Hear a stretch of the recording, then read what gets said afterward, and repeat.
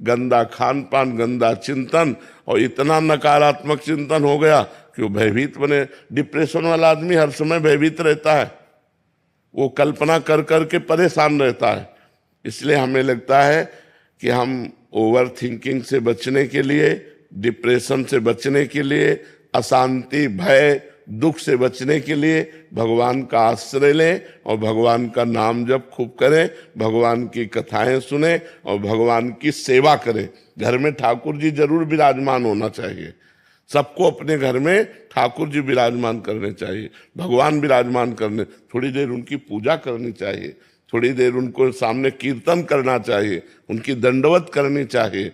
एक बार भगवान कृष्ण को प्रणाम करने से 10 अश्वमेध यज्ञ का फल प्राप्त होता है। 10 अश्वमेध यज्ञ का फल प्राप्त होने वाले को पुनर्जन्म होगा, क्योंकि पुण्य नष्ट होंगे, लेकिन कृष्ण प्रणामी न पुनर्भवाय। जो भगवान कृष्ण को प्रणाम करता है, महाभारत में लिखा हुआ है, एकोपि कृष्ण कृता प्रणामो दशाश्वमेधा व्रतेन तुल्या, दशाश्वमेधि पुनरेपि जन्मो कृष्ण प्रणामी न पुनर्भवाय। 10 अश्वमेध यज्ञ का फल प्राप्त होता है साष्टांग दंडवत करने से भगवान को। 10 अश्वमेध यज्ञ वाला स्वर्ग में पुण्य भोग कर पुनः जन्म लेगा, लेकिन भगवान को प्रणाम करने वाला पुनर्जन्म नहीं लेगा। तो अपने घर में ठाकुर जी विराजमान करे, उनको भोग लगावे, उनकी आरती करे, कीर्तन करे, उनके सामने नाचे, उनके सामने दंडवत करे, हाथ जोड़कर प्रार्थना करे, अभी मंगल हो जाए, अभी आनंद हो जाए। तो घर में तो टीवी लगाए हैं, पर इधर उधर की बातें देखते हैं, मन को प्रभु में लगाना नहीं, तो फिर अशांति नहीं तो और क्या। अब जिसको देखो मोबाइल में लगा रहता है, जिसको देखो मोबाइल में लगा रहता है। 1 मिनट भी मोबाइल से अलग रहना पसंद नहीं है, कि शांति से बैठकर भगवान का चिंतन कर रहे हैं, शास्त्रों का स्वाध्याय कर रहे हैं, ठाकुर जी की सेवा कर रहे हैं। मोबाइल में इतनी प्रीति हो गई कि अगर ठाकुर जी की सेवा होगी तो बगल में रखा रहेगा वो, और वो कुन्न कुन्न करता ही रहता है तो मन एकाग्र नहीं हो पाता ना ठाकुर सेवा में ना भजन में। तो देखो किसका मैसेज आया, देखो किसका। तो इसलिए नाम जप करो, भगवान की सेवा करो। जयदीप सिंह जी सूरत से। राधे राधे। राधे राधे महाराज जी। महाराज जी आपके चरणों में कोटि कोटि दंडवत प्रणाम। महाराज जी श्री जी की कृपा से गुरुदेव आपको सुनने के बाद जीवन में बहुत परिवर्तन आया। महाराज जी मेरा सवाल है कि शास्त्रों में लिखा है कि कलयुग में मानसिक पाप का फल नहीं मिलता या पाप नहीं माना जाता, तो ये दुष्ट मन मानसिक पाप करवाता है महाराज जी, और बोलता है कि ये पाप कर्म तो है नहीं है। मैंने आपके सत्संग लेकिन उससे मन गंदा तो होता है ना। जब हम गलत चिंतन करते हैं तो उसका दंड तो हमें नहीं मिलेगा, लेकिन हमारा मन गलत संस्कार से युक्त हो रहा है, गंदा हो रहा है, मलिन हो रहा है। फिर उसके द्वारा जो संकल्प बनेगा उस क्रिया को तुम रोक नहीं पाओगे। जब हम गलत चिंतन करते हैं तो हमारे अंदर उसके भोगने की इच्छा प्रकट होती है। ध्यायते विषयास पुंसास संगास तेषु उपजायते संगात संजायते कामः। फिर काम का प्रादुर्भाव होता है और फिर हम नष्ट हो जाते हैं। तो हमें पहली ही प्रक्रिया में जब हमारा गलत चिंतन मन कर रहा है, उसी समय में राधा राधा राधा राधा और गलत चिंतन हमें रोकना है। हमें गलत चिंतन का दंड तो नहीं मिलेगा, लेकिन हमारा संस्कार गलत हो जाएगा, हमारा मन गंदा हो जाएगा। मन गंदा हो गया तो तन गंदा होने में देर नहीं लगेगी, और तन गंदा और मन गंदा तो फिर दुर्गति पक्की। इसलिए हमें राधा राधा, जिस समय हमारा मन गलत संकल्प करता हो, गलत चिंतन करता हो, उस समय यदि हम नाम चला रहे हैं तो हमारा मन पवित्र हो जाएगा। वो गंदी बातें जो चिंतन में बराबर चल भी रही हो, हम राधा राधा बोल रहे हैं तो बराबर गंदी बात भी चल रही, तो सब डिलीट होती जाएगी, वो सब नष्ट हो जाएगी। वो हमारे मन को गंदा नहीं कर पाएगी। नहीं तो जब हम गंदा चिंतन करेंगे तो गंदी क्रियाएं होंगी। गंदा चिंतन और गंदी क्रियाएं ये हमारी दुर्गति कर देगी। मानसिक पाप तो नहीं होते, लेकिन जो मन में हमारे आता है उसे रोकने की सामर्थ्य भी तो नहीं है, तो वही क्रियाएं होने लगेंगी। इसलिए बहुत सावधान रहिए, जब गंदा चिंतन चले तो नाम जप कीजिएगा। मितुल जी गुजरात से। श्री हरिवंश। श्री हरिवंश महाराज जी। महाराज जी हमने अक्सर सुनते हैं कि सच्चा वैराग्य मन को सभी प्रकार के बंधनों से मुक्त करता है, पर क्या ये संभव है कि कभी-कभी किसी व्यक्ति में एक प्रकार का अकारण भय उत्पन्न हो जाए जो उसे वैराग्य की ओर प्रेरित करे, लेकिन वो वैराग्य प्रेम या समझ से ना होकर केवल संसार के प्रति एक नकारात्मक प्रतिक्रिया हो?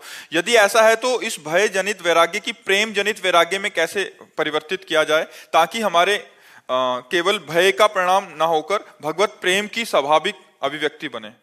इसमें नवधा भक्ति सहायक होगी। किसका प्रश्न है? इसमें नवधा भक्ति सहायक होगी।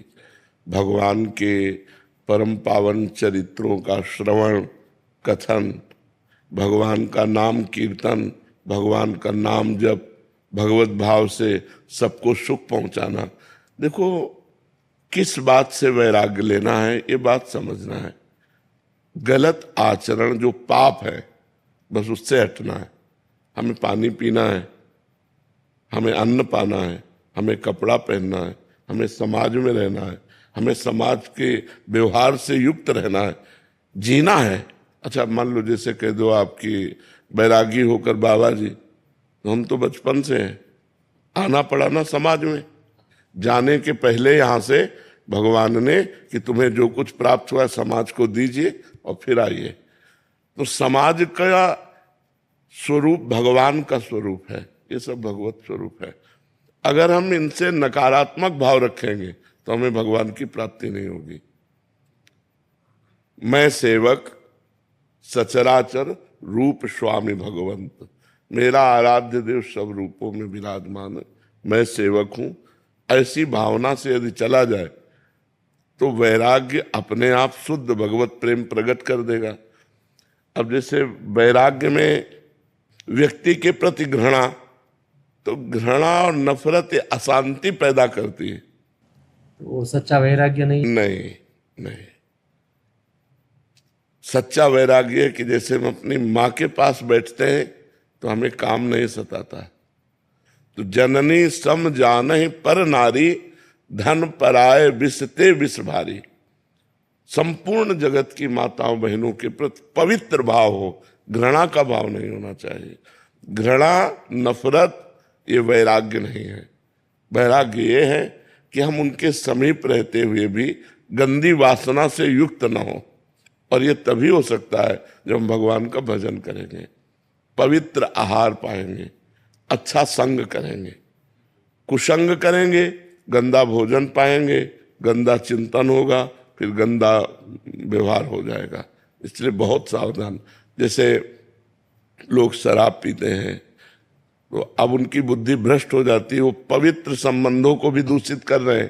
तो ये जो गंदे खाद्य हैं, गंदे पेय पदार्थ है और गंदा संग है, ये हमारी बुद्धि को भ्रष्ट करता है। और अच्छा सात्विक भोजन है, पवित्र प्रेय है, और हम साधु संग करें तो ये हमारी बुद्धि को शुद्ध करता है।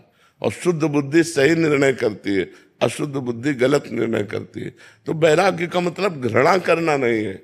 हम तो समझे थे त्याग का मतलब होता है कि सबसे नफरत करके एक अकेले अपने शरीर से प्यार करो, दूसरे शरीर से नफरत करो, तो वही भावना बन। नहीं नहीं, बिल्कुल नहीं। वैराग्य तो इससे लेना है, इससे हो गया तो सबसे वैराग्य हो गया। गंदगी का घर तो अपना शरीर है। तो अपने खुद का शरीर का भाव कैसे छूटेगा? नाम जप करो, भगवान की आराधना करो, तो देहाभिमान नष्ट हो जाएगा। हर स्थिति में आनंद बना रहेगा। अब जैसे हमारा शरीर है, ये हमारे लिए एक कपड़ा है, मैं नहीं हूं। तो शरीर का राग तभी मिटेगा जब डट के भजन करोगे, पवित्र भोजन करोगे, पवित्र संग करोगे, तभी होगा। नहीं तो अपवित्र भाव में शरीर राग पुष्ट होता है। देखो कितना शरीर राग लोगों का पुष्ट है कि अपने शरीर के पोषण के लिए दूसरे शरीरों को खा रहे हैं। मुर्गा, बकरा, गाय, भैंस, कुछ नहीं बच रहा, सब खाए जा रहे हैं।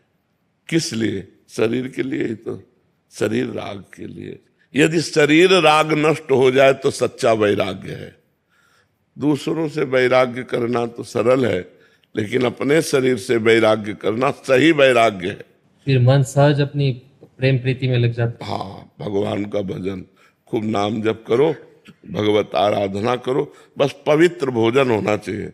जैसा जाए अन्न वैसा बने मन, और जैसा पियो पानी वैसी बने वाणी।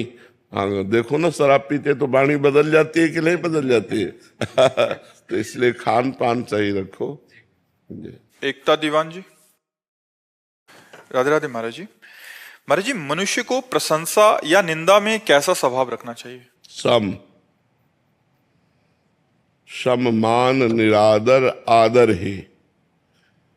मान में और अपमान में और प्रशंसा में और निंदा में समान भाव जो रखता है वही महान उन्नति को प्राप्त होता है। प्रशंसा में जो फूल जाता है और निंदा में जो दुखी हो जाता है वो साधारण मनुष्य है। जो प्रसन्नता निंदा में भी और सम्मान प्रशंसा में भी, एक प्रसन्नता भगवान की दिखता है। भगवान की इच्छा है प्रशंसा हो रही, भगवान की इच्छा है निंदा हो रही। जब निंदा हो तब ये देख लेना चाहिए कि जो निंदा हो रही है वो दोष हम में तो नहीं है, तो हमें पहले चेक करना है अपने को। अब अगर उत्तर आया अंदर से नहीं, तो हमें प्रसन्न रहना चाहिए, वो उसका स्वभाव है। भगवत प्रेरित निंदा कर रहा है, अब हमारी कोई प्रशंसा कर रहा है, तो हमें देखना चाहिए कि हम में कोई सद्गुण नहीं था। अगर कोई सद्गुण है वो भगवान का दिया हुआ है, तो ये प्रशंसा भगवान की हो रही है, मेरी नहीं। प्रशंसा स्वीकार करने से अभिमान पुष्ट होता है, इसलिए प्रशंसा स्वीकार न करे। और निंदा होने से अभिमान नष्ट होता है, इसलिए निंदा को माने कि भगवान से प्रेरित होकर हमारे अभिमान का नाश करने के लिए भगवान निंदा करा रहे हैं। शांत भाव से संतों ने तो कहा, निंदक नियरे राखिए आंगन कुटी छवाए, बिना साबुन बिना पानी निर्मल करे शोभाए। अगर कोई निंदा हमारा कर रहा है तो हमारे पापों को नष्ट कर रहा है, हमारे दुखों को नष्ट कर रहा है। इसलिए पहली बात तो समान भाव रखे, और दूसरी बात यह प्रशंसा भगवान की और निंदा अपने अभिमान को नष्ट करने के लिए स्वीकार करे, तो बहुत अच्छा लाभ प्राप्त होता है और भगवान की कृपा से वो अच्छा आध्यात्मिक आदमी बन जाता है। अमित जी, गुरुग्राम से। महाराज जी, क्या मुक्ति हेतु ये अधिक उपयुक्त है कि इंसान अपने पुराने कर्मों का पूर्ण रूप से फल इसी जन्म में ज्यादा से ज्यादा भोग ले? देखो, ज्यादा से ज्यादा और कम से कम भोग ही नहीं सकता, क्योंकि शरीर बनने के समय एक निर्णय लिख गया, उतना ही भोगना है, चाहे सुख हो चाहे दुख हो। अब जो हमारा संचित गोदाम जमा है कर्मों का, जिसे संचित कर्म कहते हैं, वो तपस्या के द्वारा ज्ञान के द्वारा भस्म किया जाता है। वो साधारण तपस्या से भस्म नहीं होता। जब निरंतर भगवान का भजन करे, ब्रह्मचर्य से रहे, पवित्र आचरण, तो वो गोदाम भस्म होगा। और जो नए कर्म हम कर रहे हैं वो भगवान को अर्पित करें, पवित्र कर्म, तो ये हमको बांधेंगे नहीं। और जो प्रारब्ध शरीर रचना हो गई उसे भोग लेते वो मुक्त हो गया। संचित को भस्म करके, क्रियमाण को निष्फल करके, प्रारब्ध को जो भोग लेता है वो मुक्त पुरुष हो जाता है। समझ रहे हो आप? दीप चंचल जी। राधे राधे महाराज जी। महाराज जी, एक भक्त कैसे समझे कि कहाँ भगवान की इच्छा और कहाँ उसका कर्तव्य, दोनों में संतुलन कैसे बनाए? तस्मात् शास्त्रम प्रमाणम ते कार्या कार्यो व्यवस्थित हो। यदि शास्त्र सम्मत इच्छा है तो भगवत प्रेरित है, यदि शास्त्र विरुद्ध है तो काम प्रेरित है। अर्जुन जी ने भगवान से पूछा कि ना चाहते हुए भी ऐसा लगता है कोई हमारे ऊपर बैठकर हमसे पाप कर्म करा देता है, तो भगवान ने कहा, कामेश क्रोधेश रजोगुण समुद्भवा। ये रजोगुण से प्रकट हुआ काम और क्रोध, यही हिंसा और पाप करवाता है। तो काम प्रेरणा से धर्म विरुद्ध आचरण की प्रेरणा होगी, और राम प्रेरणा से धर्म युक्त आचरण की प्रेरणा होगी। ये पहचान है। अगर धर्म के विरुद्ध कोई बात है तो काम अंदर बैठा हुआ, काम रूपी शत्रु, वो हमसे पाप कराना चाहता है। और धर्म युक्त है तो भगवान से प्रेरित है। ये बात देखना चाहिए। अब जैसे दूसरी माई बहन की तरफ गंदी दृष्टि, गंदी क्रिया, गंदी भावना, ये सब काम के अंतर्गत है। काम कामना वासना ये पाप कर्म करा रही है। इसे हम नहीं कह सकते कि भगवान के द्वारा प्रेरित है। अब दूसरों का उपकार करना, खूब नाम जप करना, तो ये अच्छे अच्छे आचरण होना, ये भगवान की प्रेरणा से होते हैं। ये बात समझना है। लक्षिता खंडेलवाल जी। राधे राधे महाराज। राधे राधे महाराज जी। महाराज जी, क्या एक भक्त का बहुत भक्ति में लीन होना उसकी पढ़ाई में रुकावट हो सकता है? कभी कभी पढ़ाई ऐसा के हो ही दौरान- नहीं सकता कि एक विद्यार्थी बहुत भक्ति में लीन हो जाए उसकी पढ़ाई रुक जाए। ऐसा नहीं है, क्योंकि पढ़ाई भी तो भक्ति है। जैसे एक किसान आदमी भक्ति करता है तो खेती छोड़ थोड़ी देता है, व्यापारी भक्ति करता है तो व्यापार थोड़ी छोड़ देता है। अम्बरीश जी चक्रवर्ती सम्राट थे तो राज्य छोड़ के बाबा जी थोड़ी बन गए, राजा ही तो थे। जनक जी परम ज्ञानी महात्मा है तो राजा ही तो थे। तो अपने कर्तव्य का पालन करना ही तो भक्ति है। तो एक विद्यार्थी के जीवन का विद्या अध्ययन करना ये भक्ति है। नाम जप करे और समय से विद्या अध्ययन करे, विद्या का अपना कार्य पूरा करे, यही तो भक्ति है। भक्ति का मतलब थोड़ी है कि हम माला लेके बैठ गए सब छोड़ दिया, नहीं, ये बात नहीं। भक्ति को समझना होगा। एक व्यापारी का व्यापार भक्ति है, एक डॉक्टर का मरीज भक्ति है। जितने मरीज आए उनको भगवान की भावना से सेवा करो। अपने अपने पद, अपने अपने कर्तव्य रूपी पूजा से भगवान को रिझाओ और नाम जप करो, कोई परेशानी नहीं। ऐसा तो नहीं है कि भक्ति में लीन होकर कर्तव्य कर्म छूट जाते हो। अगर वो छूट जाते तो हम तो बचपन से लगे हैं, जो प्रश्न करते हो उसका उत्तर दे रहे हैं, यार तुम्हारे बीच में बैठे हैं, तो क्या भक्ति में लीन नहीं हुए? क्या पूरा जीवन उसी में चला गया?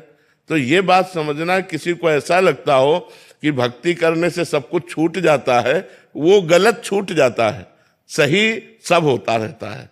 नहीं तो देखो, अम्बरीश जी महान भागवत चक्रवर्ती सम्राट थे, जनक जी परम ज्ञानी राजा थे। तो ऐसा नहीं है, अपने अपने कर्तव्य कर्म को तो एक विद्यार्थी को चाहिए कि भगवान की भक्ति मानकर विद्या अध्ययन करे और नाम जप करे, गंदे आचरणों से बचे।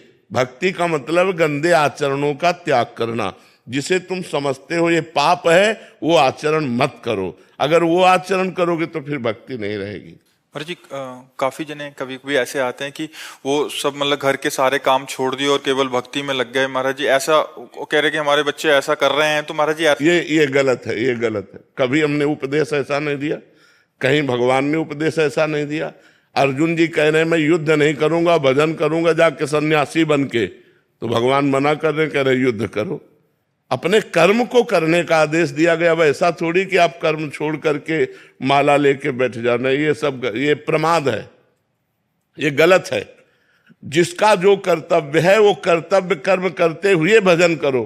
किसान हो, एक फावड़ा मारो, राम बोलो, राधा बोलो, शिव बोलो, हरि बोलो, राम राम राधा राधा, देखो अब तुम्हारी भक्ति कितनी बढ़िया बनती। व्यापारी है, ग्राहक आ गया, उसे भगवत भाव से उचित मूल्य बेच करके जो आपको उचित लाभ मिले उतना, और अच्छी वस्तु बेच करके और खाली समय में नाम जप करो, तुमसे बढ़िया भगत कौन हो सकता है?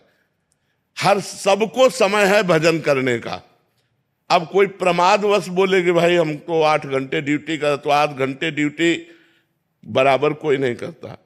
हम माना 1 घंटा आप कंप्यूटर चला, फिर इसके बाद नाम जप करो, बीच बीच में राधा राधा बोल लो, धर्मयुक्त कार्य करो, हो गई भक्ति। भक्ति का मतलब ये जो काम छोड़कर भक्ति करना चाहते हैं, काम चोर है, ये भक्त नहीं है।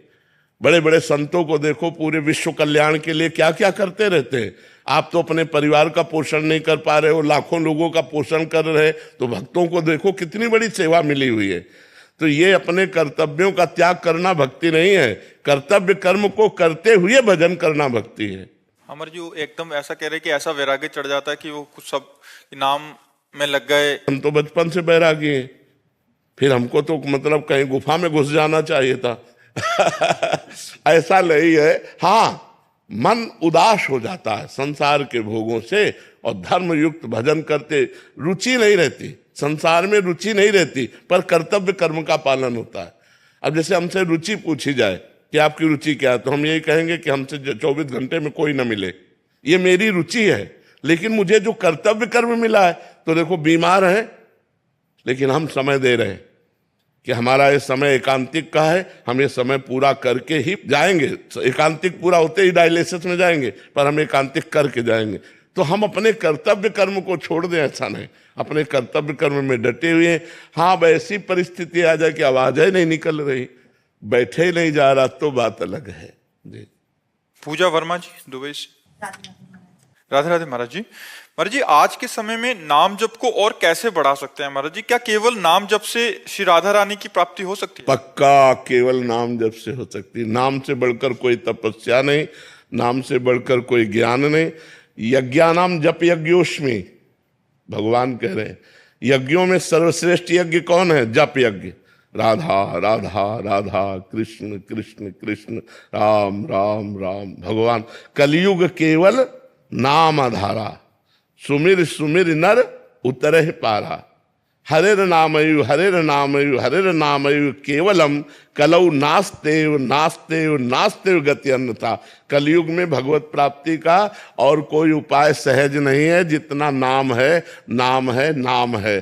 खूब नाम जप करो, इसी से भगवत प्राप्ति होगी। पर नाम जप का सहज अभ्यास डालने के लिए जिह्वा से हमें नाम जप करना पड़ेगा, मन से नहीं। मन तो पवित्र होगा तब पकड़ेगा नाम का जप, लेकिन जिह्वा से हम ले सकते हैं।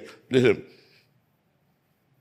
अब ओठ बंद है, लेकिन अंदर अंदर हम जिह्वा चलाकर नाम जप कर रहे हैं। अब जैसे जिसका मन पवित्र है और मन से भजन हो रहा है, कोई बाहरी लक्षण नहीं, अंदर ही अंदर चल रहा है। पर वो आप लोगों 2-4 बार तो चलाओगे, फिर वो भाग जाएगा संसार में। तो अपने को चाहिए कि जिह्वा के अग्रभाग से हम नाम का उच्चारण करते हुए, उपांशु जप इसे कहते हैं, ऐसे जिह्वा से उच्चारण करते रहे तो मन अगर भाग भी गया तो नाम चल रहा है। धीरे धीरे धीरे फिर मानसिक नाम जप होने लगता है। जब मानसिक जप होता है तब विशेष आनंद की अनुभूति होती है। मनीष जी, जोधपुर से। श्री हरिवंश महाराज। श्री हरिवंश महाराज जी। महाराज जी, मैं पूछना चाहता हूँ कि संपूर्ण ब्रह्मांड में ईश्वर एक ही है, हम अलग अलग रूपों में उनकी पूजा होती है। महाराज जी, हमारे मन में विचार आता है कि हम किस भगवान की पूजा करें। जैसे सावन में शिव भगवान की कर ली, नवरात्रे में दुर्गा जी की, जन्माष्टमी में कृष्ण जी की, जिससे हमारा महाराज जी मन भटकता रहता है कि मैं कहाँ जाऊं, मतलब इसका मार्ग, आगे का सही मार्ग क्या होगा? महाराज, प्रारंभिक आराधना तो सबकी ऐसी ही रहती है। कभी हनुमान चालीसा पढ़ ली, कभी शिव चालीसा पढ़ ली, कभी रामायण पढ़ लिया, कभी भागवत पढ़ लिया, कभी रुद्राभिषेक शिव अभिषेक कर लिया, कभी देवी की पूजा। प्रारंभिक सबकी आराधना यही रहती है। आगे चलकर जो भक्ति रंग लाती है तो फिर प्रेम प्रकट होता है। और प्रेम गलियति सांकरी तामे दो न समाये, फिर प्रेम में एक से प्रेम होता है, प्रेम एक से होता है। फिर वो राम कृष्ण हरि जो नाम रूप पकड़ ले, फिर उसी में प्रेम कर ले। एक से प्रेम होता है। आराधना अनेक से प्रारंभ होती है और स्थिति एक में आती है, फिर बात तभी बनती है। अब जैसे रामकृष्ण परमहंस जी केवल काली माँ में आसक्त थे, केवल माँ माँ माँ, तो वही परमात्मा माँ बना है, वही परमात्मा पिता बना है, वही राम है, वही कृष्ण है, वही हरि है, वही दुर्गा है, वही राधा है, वही सब कुछ बना हुआ है। तो प्रारंभिक आराधना जैसे आप कर रहे हैं ऐसी ही सब लोग करते हैं। आगे चलकर जब आराधना का रंग आता है तब फिर वो एक हो जाता है, फिर एक परमात्मा में प्रेम हो जाता है। तो अभी जब तक प्रेम का प्रादुर्भाव न हो तब तक सबको ऐसी आराधना करनी चाहिए। गणेश चतुर्थी को गणेश जी की पूजा, 9 दुर्गों में देवी जी की पूजा, तो जो जैसे अपने सनातन धर्म में आ रहा है होता हुआ सबको ही ऐसा करता है, करना चाहिए। लेकिन जब उपासना का रंग चढ़ता है फिर वहाँ रसना कटो जो अन रटो, निरख अन फुटो नयन, श्रवण फुटो जो अन सुनो, श्री राधा जसवैन। वो केवल अपने प्रेम में उन्मत्त रहता है। उसमें जित देखूं तित श्याममयी है। उद्धव जी ज्ञान समझाने गए गोपिकाओं को, गोपिकाओं ने कहा ये ब्रह्म ज्ञान अपने पास रखो, हमारा ब्रह्म हमारे नेत्रों में समाया हुआ है, हमारे हृदय में समाया हुआ है, कण कण में जित देखूं तित श्याममयी है। तो ये फिर प्रेम की बात आती है। समझ पा रहे हैं आप? नेहा जी, यूएसए से। राधे राधे। राधे राधे महाराज जी। महाराज जी ये प्रश्न काफी सारे माँ बाप का है कि जैसे कोई माँ बाप महाराज जी विदेश चले गए, वहाँ विदेश में फिर उनके बच्चे वहाँ जन्म लिए, फिर बच्चे बड़े होते हैं तो एक समय जाके केवल बच्चों के लिए माँ बाप ही रह जाते हैं, क्योंकि यहाँ जो पैदा हो रहा है तो उसके चाचा ताऊ रिश्तेदारी होती है, वहाँ वो अकेले रह जाते हैं। तो कह रहे हैं कि ऐसे में आगे चल के उनके लिए अकेलापन एक बहुत बड़ी समस्या हो जाता है, और मतलब ऐसी मानसिक स्थिति में बच्चों का पालन पोषण कैसे करें जहां उनके लिए केवल माँ बाप ही हैं और कोई संबंध ही रह माँ नहीं बाप जाता। चले गए तो फिर और कौन और संबंध? क्योंकि महाराज जी पीछे किसी से संबंध नहीं रहा और किसी से परिचय नहीं है, यहाँ तो जैसे गांव। ऊपर वाले से सवाल। हमारे तो एक ही सब उत्तर है, भगवान। अगर भगवान से हमारा संबंध है तो विदेश में भी हमारे मित्र मिल जाएंगे, विदेश में भी परिवार से अधिक प्यार करने वाले मिल जाएंगे, और भगवान विदेश में भी हमको चंगा रखेंगे। अगर हम भगवान से संबंध रखें तो सब व्यवस्था कर देंगे। पक्का समझो, भगवान के लिए देश विदेश थोड़ी है। सकल भूमि गोपाल की, जितना ब्रह्मांड हो तो सब भगवान का ही है।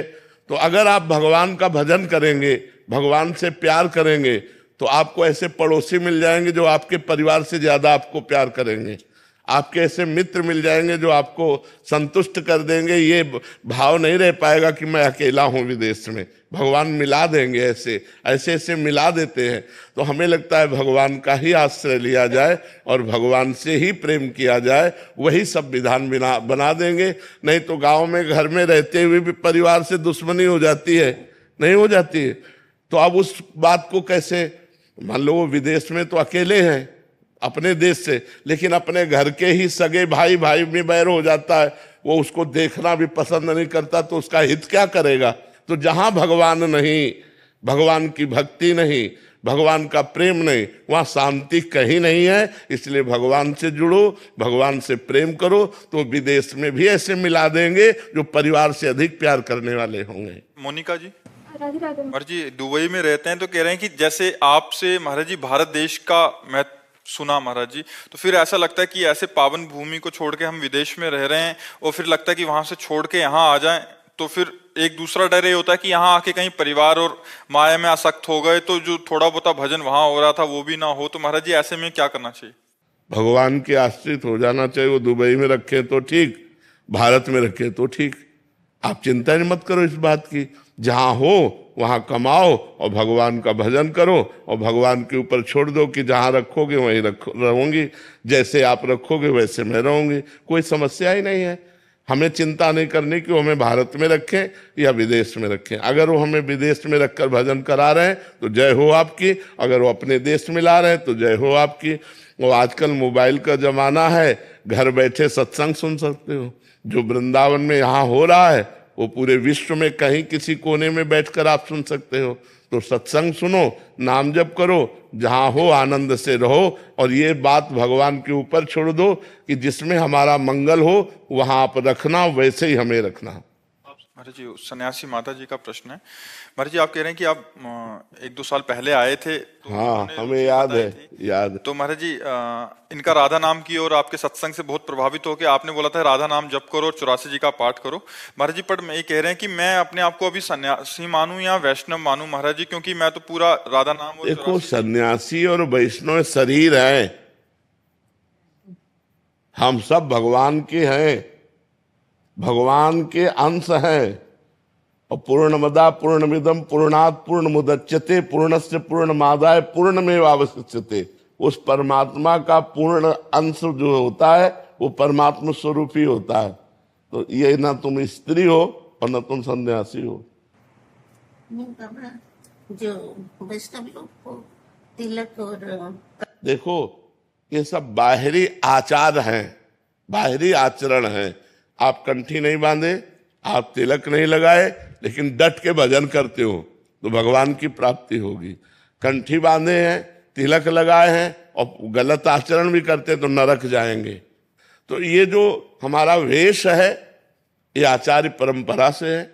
किसी का सन्यास का वेश है, किसी का वैष्णव का वेश है, लेकिन हम चलते उसी परमात्मा की तरफ है। परमात्मा 100-200 तो नहीं है ना, परमात्मा तो एक ही है। जहां हम रति कर लें, नारायण स्वामी सन्यासी थे और भगवान श्री कृष्ण के परम प्रेमी थे। कोई ऐसा नहीं है जो बिना प्रेम के कल्याण को प्राप्त हो जाए। चाहे आत्म प्रेम हो, चाहे कृष्ण प्रेम हो, चाहे राम प्रेम हो, चाहे शिव प्रेम हो, जब तक प्रेम नहीं होगा तब तक मुक्त नहीं हो सकता। भगवान से प्रेम होना अत्यंत आवश्यक है। प्रेम होता है नाम से, प्रेम मूल यह नाम है। अब जैसे संन्यास में प्रणव जपना होता है, वो भी तो भगवान का नाम है। तो अगर हम वृंदावन प्रेम प्राप्त करना चाहते तो हमें राधा राधा जपना पड़ेगा। अच्छा, हमें ये बताओ, दवाई खाने में ऐसा कुछ नियम है क्या कि सन्यासी को अलग दिया जाएगा, वैष्णव को अलग दिया जाएगा, गृहस्थ को अलग दिया जाएगा? दवाई तो हम लेते हैं ना, तो हम इसे दवाई माने कि भवरोग की अचूक औषधि और प्रभु से प्रेम कराने के सामर्थ्य ये राधा नाम में विराजमान है। तो हम औषधि के रूप में जासुदाम भव भेषज हरन घोर त्रैशूल, जिनका नाम भव रूपी रोग की औषधि है और तीनों तापों का नाश करने वाला है, वो प्रभु का नाम है। राधा कहो, कृष्ण कहो, राम कहो, हरि कहो, वही एक ही परमात्मा के नाम है। इसलिए महाराज जी, आपका एक वो है कि आपका अंतिम एक और चिंता है कि अंतिम संस्कार वैष्णव पद्धति से होना चाहिए या संन्यास पद्धति से होना चाहिए? जो हंस था वो तो परम हंस में मिल गया। जो हंस था वो परम हंस में मिल गया। पिंजड़े का बच्चा है, जो कुछ करो, पिंजड़ा ही तो है ना ये, हंस तो इसका उड़ गया।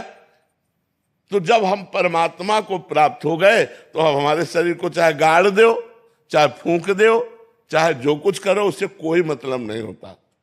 तो ये शरीर न सन्यासी है और न ये वैष्णव है।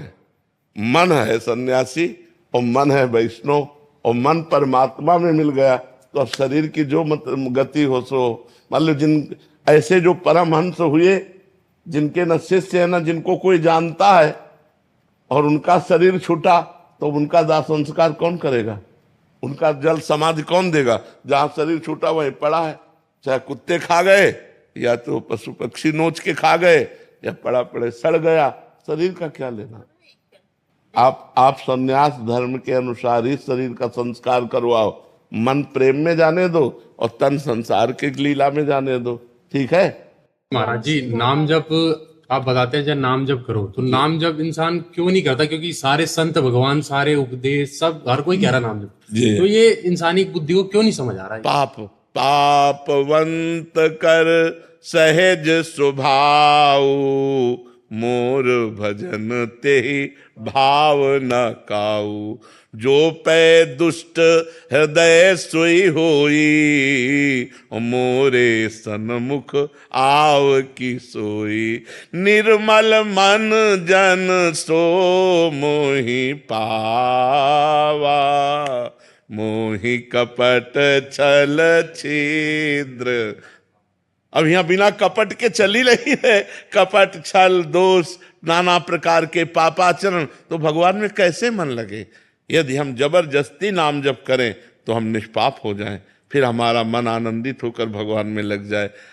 सबसे कठिन काम संसार में भगवान का भजन करना है, नाम जप करना है। यदि भगवान का नाम जप होने लगे तो आनंद आ जाए भाई, पाप नष्ट हो जाए, दुख नष्ट हो गए। पाप का फल ही तो दुख है। पाप नष्ट हुए कि दुख नष्ट हुए, जीव परमानंद में डूब गया। नाम में बाबा जी ताकत तो बहुत है, क्योंकि मैं पढ़ता था, मेरे साथ एक मित्र थे, वो पहले मित्र नहीं थे, वो मेरे को देख के उन्होंने कहा तुम प्रसन्न बड़े रहते हो। मैं कहा हाँ बस कृपा है। मैंने ये नहीं बताया क्योंकि वो पहले मुझे पता था कि सिगरेट दारू से पीते, तो उन्होंने मेरे से एक दिन खुल के बताया ऐसे ऐसे मेरे घर में थोड़ा ठीक नहीं रहता, मेरा कभी कभार मन करता मैं प्राण त्याग दूं। मैं कहा फिर मैं कहा यार ऐसे क्यों कह रहे हो आप? मैंने आपको बताया, मैं कहा ऐसे ऐसे हमारे महाराज जी हैं, आप 20 दिन सुनो लगातार और खाली नाम जप करना है 24 मिनट, जैसे आपने बताया एकांतिक सुनता मैंने बताया। भगवान के नाम में इतनी सामर्थ्य है कि वो भगवान को भी अधीन कर लेता है। भगवान देखो, सुमिर पवन सुत पावन नामू अपने बस करी राखे। भगवान जिसके अधीन हो गए, सोचो नाम में इतनी सामर्थ्य है कि नाम ही को अधीन कर लिया। पर हम इतना अपनी भावना से बताते हैं कि जैसे हमारे पाप 500 ग्राम है और नाम अभी 50 ग्राम हुआ है, तो प्रभाव नहीं समझ में आएगा। जब 550 नाम पहुंचे तब चमत्कार समझ में आएगा। तो लोगों के पाप तो हैं 1 किलो और नाम है 2 ग्राम। और वो चाहते हैं कि मतलब तो अभी मेहनत करनी पड़ेगी। सातु दीर्घकाल निरंतर सत्कार सेवितो दृढ़ भूमि, पातंजल जी कह रहे सा तू दीर्घकाल, वह जो नाम है वो दीर्घकाल निरंतर आदर के साथ जपा जाए तो दृढ़ भूमि, फिर पक्का हो जाएगा। खूब नाम जप करने का अभ्यास करे। इसीलिए यज्ञ वर्तते नाम तुभ्यम, मन साग्रे नहीं कहा, जिह्वाग्य, क्योंकि मन से जप करना बहुत कठिन है, तो जीभ से जप करो राधा राधा राधा राधा राधा राधा राधा।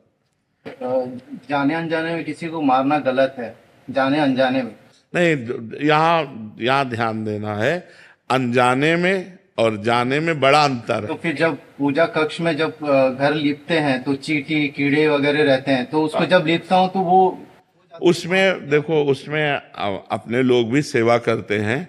हम पहले फूल झाड़ू से झाड़ते हैं, फिर पोछा लगाते समय बहुत ध्यान देते हैं कि कोई जीव हमारे पोछा में दब ना जाए। अगर कोई चींटी आ गई तो हम पोछा रोक कर पहले चींटी को हटाते हैं, फूंक दिए, दूर कर दिए, ऐसे। अब स्वाभाविक जो हो गई तो हम सेवा कर रहे हैं, मालूम फूल झाड़ू से ही करें, कोई चींटी मर गई, स्वाभाविक जो हो जाता है वो तो सेवा धर्म में, उसमें पाप नहीं लगता। स्वाभाविक सेवा धर्म में पाप नहीं लगता। जानबूझकर हम किसी को नहीं मारेंगे।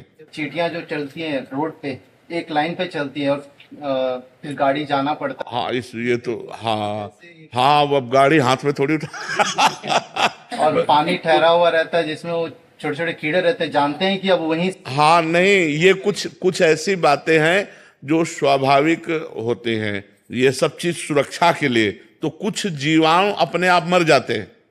तो अब ये फिर देखो, सृष्टि का पालन और सृष्टि का रचना और सृष्टि का संहार तीनों समान लिखे हुए हैं। तो हम मारना नहीं चाहते, हम अपनी सुरक्षा करना चाहते हैं। अब वो सुरक्षा में पधार रहे हैं तो जाओ, तुम्हारी गति हो, तुम्हें भगवान कृपा करें। हम मारना नहीं चाहते। तो कुछ ऐसी क्रियाएं हैं जिनमें स्वाभाविक पाप बन जाते हैं। जैसे कि किसान आदमी है, अब फावड़ा मारा केचुआ कट गए, खुरपी मारी केचुआ कट, तो वो ये सब लीला संहार की होनी ही है। अब कहाँ तक बचा के चले? सही पूछो तो ये जो श्वास प्रश्वास हो रही ना, इसमें भी जीवाणु है। ये जो श्वास प्रश्वास, इसमें कोई कण ऐसा नहीं जो जीव ना हो। जैसे मूली है, इसमें भी जीव है। नहीं, आप उखाड़ के रख दो, देखो मुरझा जाती कि नहीं मुरझा जाती, तो उसमें भी जीव है। गेहूं है, उसमें भी जीव है। गन्ना है, उसमें भी जीव है। तो जीव बिना जीवे नहीं। तो जिसको शास्त्र ने कह दिया कि ये तुम आहार करो, वो हमारे लिए ठीक हो गया, और जिसको निषेध कह दिया वो नहीं। जैसे हमारे लिए अन्न फल फूल ये सब जीव ही हैं, सब जीव हैं। जीव बिना जीवे नहीं। हमारे लिए शास्त्र ने जो निर्धारित कर दिया कि ये आपका आहार है, वो जैसे सिंह है, वो गाय को जबरदस्ती बलात् मार करके खाता है, उसके लिए कोई अपराध नहीं, क्योंकि उसका आहार निश्चित है। वो बलपूर्वक हिंसक स्वभाव वाला, वो जिस पशु को चाहे मार कर खा ले, उसके ऊपर कोई पाप नहीं लगेगा, लेकिन अपने लिए बहुत बड़ा अपराध लग जाएगा। तो अपने लिए जैसे मूली उठाए, उखाड़ी, उखाया, कोई अपराध नहीं। ऐसे हिंसक जीवों के लिए अपने अनुसार वो जैसे मृग आदि को मार के खाते हैं, पशुओं को मार के खाते हैं, उनके लिए कोई अपराध नहीं। जीव बिना जीवे नहीं, बिना जीव के जीव आहार किए जी नहीं सकता है। ये जो अन्नादि है ना, ये सब जीव हैं। इनके बिना जीवन के, आप देखो एक गेहूं का पेड़ उखाड़ के रख दो, देखो मुरझा जाएगा, और लगा है तो हरा भरा है, मतलब उसमें भी चेतना है। तो इसलिए हमें बहुत गंभीर रहना, जानबूझकर किसी जीव को मारना नहीं, लेकिन अपनी सफाई के लिए, अपनी सुरक्षा के लिए ऐसा कुछ करने पर अगर ऐसा होता है तो भगवान जाने, अपने कोई जीव को मारने का उपाय नहीं करते। स्वाभाविक गाड़ी जा रही है, बात सही है, वो चींटियां लाइन की लाइन है। अब वो 4 पहिया की गाड़ी क्या करे, हाथ में थोड़ी उठा, साइकिल है तो उठा के कोशिश भी करे कि निकाल ले। और कोशिश क्या करे, 7-7 लाइनें होती है, 1 लाइन 2 लाइन 3 लाइन 4 लाइन, अब कैसे करे, वो तो मतलब हो ही जाता है। तो ये विनाश लीला भी भगवान की, रचना लीला भी भगवान की, और पालन लीला भी भगवान की। यामिनी शर्मा जी। राधे राधे महाराज जी। राधे राधे महाराज जी। महाराज जी, मेरा प्रश्न है कि दुख का सामना कैसे करें एक अशांत दुनिया में सच्ची आंतरिक शांति? नाम जप से, नाम जप से, नाम जप से। जितना नाम जप करोगे, भारी से भारी दुख में आनंदित रहोगे। अगर हम तुमसे बात कर पा रहे हैं तो भगवान के नाम के बल से। अगर हम बैठे हैं तो भगवान के नाम के बल से। बड़ी से बड़ी दुख की परिस्थिति में भी यदि हमें कोई बचा सकता है तो भगवान, और भगवान का नाम। तो हम खूब नाम जप करें।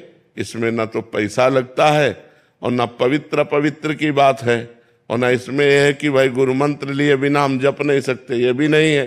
भगवान का नाम तो कोई भी कभी भी कहीं भी कैसा भी हो। अहोबत स्वपचतो गरियान यद जिह्वाग्रे वर्तते नाम तुभ्यम। जिसकी जिह्वा के अग्रभाग पर भगवान का नाम विराजमान है वो चांडाल भी परम पवित्र और जगत श्रेष्ठ है। अहोबत स्वपचतो गरियान, गरियान माने सर्वश्रेष्ठ, वो सर्वश्रेष्ठ है। चांडाल भी जिसकी जिह्वा पे भगवान का नाम विराजमान है। नाम में इतनी सामर्थ्य है कि हम हर दुख को गले लगाकर मुस्कुराते हुए जी सकते हैं। और देखो, मनुष्य जन्म संघर्षमय है, संघर्षों से घिरा हुआ है। कोई भी हो, सबके जीवन में संघर्ष है। आप देख लो, जब भगवान राम जी प्रकट हुए, भगवान है ना, सुबह राज्याभिषेक होना है और शाम के ही 14 वर्ष का वनवास हो जाता है। कितना बड़ा संघर्ष।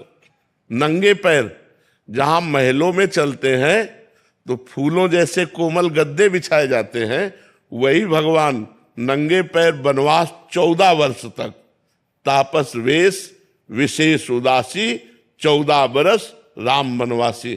तो जब भगवान मृत्युलोक में जन्म लिए, अवतार लिए, तो संघर्ष में जीवन रहा, चाहे राम का हो चाहे कृष्ण का हो। देखो भगवान कृष्ण कहाँ प्रकट हो रहे हैं? कंस के जेल में। देवकी वसुदेव हथकड़ी बेड़ियों से जकड़े हुए, वहां कौन रहा है? परमात्मा आ रहा है। स्वयं पुत्र बनने परमात्मा आ रहा है। तो हमारा जीवन संघर्षमय है सबका। आज तुम सुखी हो तो कल दुख आएगा, आज तुम दुखी हो तो कल सुख आएगा। सब दिन होत न एक समान। आज सुखी हो तो अभिमान मत करो, आज दुखी हो तो बहुत उदास मत हो। ये चक्र है, सुख दुख का चक्र चलता रहता है। पल की पल में क्या हो जाए पता नहीं तकदीर का। भाई अजब खेल रघुवीर का, भगवान का बड़ा अजब खेल है कि पल में तो अभी राज्याभिषेक होने के बाद हो रहे हो, अगर पल में 14 वर्ष का वनवास हो गया। पल की पल में क्या हो जाए कुछ पता नहीं तकदीर का, अजब खेल रघुवीर का। इसलिए हमको दुख में सामर्थ्यवान बनने के लिए भगवान का नाम जप करना चाहिए। नाम जप से बड़ी सामर्थ्य मिलती है। भगवान के नाम जप के बल से हर कष्ट मुस्कुरा कर सहा जा सकता है। तो सब समस्याओं का समाधान भगवान का भजन है, भगवान का चिंतन है, जो हम हर दुख से लड़ सकते हैं। महाराज जी, इसका मतलब समस्या तो केवल मन का एक मान्यता और उसका विचार ही है। बस मतलब कष्ट होना समस्या नहीं है, उससे चिंतित हो जाना या आगे क्या होगा। हाँ। यही है। अगर हमारा मन भगवान के चिंतन में, तो हम प्रसन्न हैं, हम सुखी हैं, हम बिल्कुल दुखी नहीं। और अगर भगवान के चिंतन में ना होता और ये चिंतन में होता तो अरे आग लग जाती, डिप्रेशन में पहुंच जाते। तो आनंदित होने के लिए भगवान का नाम, यही हम उदाहरण अपना इसलिए देते हैं कि प्रत्यक्षम किम प्रमाणम। जब प्रत्यक्षम तुम्हारे सामने बैठे तो और क्या प्रमाण दें। तो इसलिए भगवान का नाम जप करो, गंदे आचरण छोड़ो, पाप आचरण छोड़ो, तो आप आनंदित रहोगे, आप प्रसन्न रहोगे, आपका हृदय शीतल रहेगा। महाराज जी, इसमें एक अभी प्रसंग चल रहा है इसलिए कर रहा हूँ। महाराज जी, 1-2-3 दिन पहले कोई आए थे, वो अपने शारीरिक रोग के कारण इतने दुखी हो गए थे कि एक तो उनका शारीरिक रोग का कष्ट जो उनके शरीर में हो रहा है उसको सह नहीं पा रहे, और जो घर वाले आए थे वो कह रहे थे कि ये अभी मतलब शरीर नष्ट करने के लिए उद्यत हो गए थे कि मैं इतना झेल नहीं पाऊंगा, मेरे बच्चों को क्या होगा। इनका एक ये चिंता, पारिवारिक चिंता, दूसरी शारीरिक चिंता, तीसरा मतलब कितना उनको बोल रहे हैं तो उनको समझ ही नहीं आ रही महाराज जी बात। तो ऐसे में महाराज जी काफी सारे ऐसे बीमार जन हैं जो मतलब अपने इसी बात से डिप्रेशन में हैं, पारिवारिक चिंताएं, शारीरिक कष्ट। महाराज जी, इसमें मतलब केवल नाम ही, भगवान के नाम से सब कुछ हो जाएगा। हमें भोजन भी नहीं मिलता था, कई दिन भोजन भी नहीं। जिस आश्रम में हम रहने के लिए जाते, 10-5 दिन मान लो रख लिया, और जहां पता चलता किडनी फेल है तो तुरंत निकाल दिए जाते, क्योंकि कौन दवा करवाएगा। और आज आप देख रहे हैं भगवान सब अपने आप देते हैं। तो हम कह रहे हैं, मान लो आपके 2-4 बच्चे होंगे, घर है, परिवार है, अगर आप भगवान के आश्रित हो जाओ कि ऐसी व्यवस्था बना देंगे, वो सब चलने लगेगा। पर भगवान के भरोसे हो जाए तो, भगवान का भरोसा ना हो तो फिर दुर्गति पक्की है। भगवान का भरोसा है तो सब कुछ चल रहा है। हम बता रहे हैं कि हमारे पास कोई पानी देने वाला नहीं था इसी वृंदावन में, और आज हमारे पास देखो कितने सब नौजवान भाई बाबा जी बने हुए, नौकरी छोड़े हुए सेवा में सब हैं। ये भगवान की कृपा है, भगवान ही तो प्यार कर रहे हैं। अगर नहीं तो भगवान ना चाहे ना तो अपना बेटा अपना पिता की सेवा नहीं करता। नहीं, जो पैदा किया हुआ बेटा है वो भी अब बूढ़े बाप की सेवा नहीं करता। यहाँ इतने बच्चे सब और घरों से आए हुए सेवा कर रहे हैं, ये भगवान की कृपा। तो हम यही सबको बताते हैं कि यदि नाम जप करोगे, भगवान के भरोसे रहोगे, तो न जाने कहाँ से वो व्यवस्था कर देंगे। वैसे भी कहावत है, जब मालिक देता है तो छप्पड़ फाड़ के देता है, ले देता, वो कहाँ से कैसे दे दे कुछ पता नहीं, वो बहुत कृपालु है। हम लोग अधम है, क्या हमारी प्रार्थना आपको लगती है क्या कोई तकलीफ थोड़ा कम? असल बात क्या है कि जो विधिना ने लिख दिया, छठी राव के अंक, राई घटे न तिल बढ़े, रहुरे जीव निशंक। अब जैसे शरीर को कष्ट भोगना है तो अब भोगना है, आप लोग प्रार्थना करेंगे तो उस प्रार्थना का फल यही है कि ऐसे कष्ट में भी हम आपसे बात कर रहे हैं, ऐसे कष्ट में भी हम आप प्रवचन कर रहे हैं। ये आप सबकी प्रार्थना ही है कि मुझे वो बल देती है कि मैं बैठ करके भगवान की चर्चा कर पाता हूँ। बकाया कष्ट नष्ट नहीं हो सकता। अगर नष्ट किया जा सकता था तो माता कौशल्या विधवा नहीं होती। फिर विचार करके देख लेना, जिनके पुत्र भगवान राम, उनकी माँ को वैधव्य सेना दशरथ जी का, तो ये सब विधान है, जो विधान है वो होके रहता है, भोगना पड़ता है, ये सब भोगना पड़ता है।